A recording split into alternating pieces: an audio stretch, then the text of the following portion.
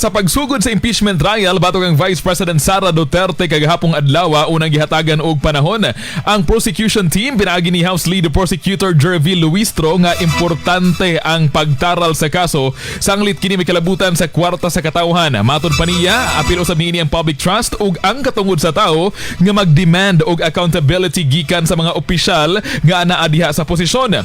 Matod ni Luistro nga kung kinahanglang manubag ang usa ka barangay treasurer sa public funds susamang standard usab ang maaplikar sa mga dagkong opisyal sama ni Vice President Sara Duterte. Gisgutan sa ni Luistro ang nahimong giingong pagpanghulga ni VP Sara batok ang Presidente Bongbong Marcos Jr. then kini karon lang nahitabo sa kasaysayan.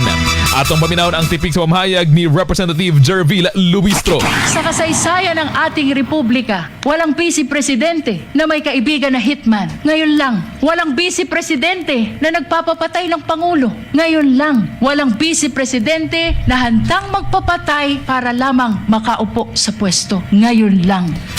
Ibarugan sab sa House Prosecution nga mga ebidensya ang ilang ipresentar og dili lamang nagbase sa chismis.